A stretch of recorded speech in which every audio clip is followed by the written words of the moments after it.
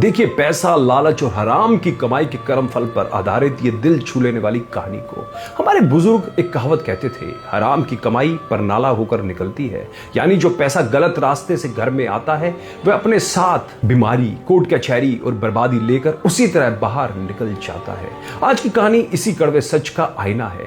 एक सरकारी विभाग में दो अधिकारी थे, राघव और विमल।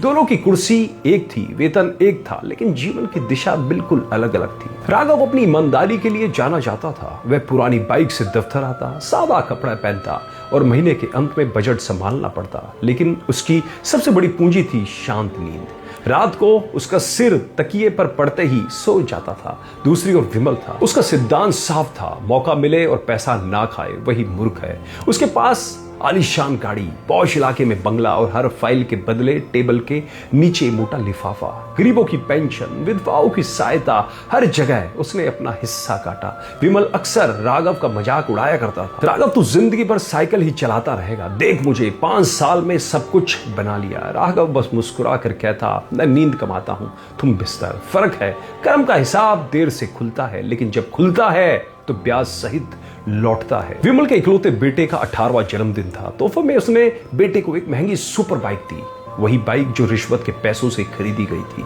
उसी रात बेटा नशे में बाइक चला रहा था। एक भीषण एक्सीडेंट हुआ। विमल का फोन बजा और उसकी दुनिया थम गई। बेटा अस्पताल में कोमा में था। डॉक्टर बोले हालात गंभीर है, कई सर्जरी होंगी, लाखों का खर्च आएगा। विमल चीख पड़ा, पैसे की चिंता मत करो, बस मेरा बेटे को बचा लो। उसने काली कमाई पानी की तरह बहा दी, महंगे डॉक्टर, विदेशी दवाइयां, सब कुछ। लेकिन जिस बेटे के लिए उसने पाप की कमाई जमा की थी वह बच ना सका।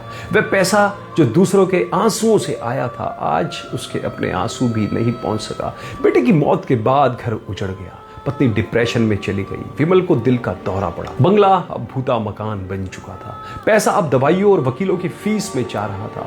एक दिन अस्पताल के गलियारे में राघव मिला। विमल व्हीलचेयर पर बैठा था, टूटा हुआ, खाली। रोते हुए बोला, राघव तुम सही थे, मैंने जहर इकट्ठा किया था और उसी जहर ने मेरा घर जला दिया। हराम की कमाई हराम रास्तों से ही बाहर जाती है।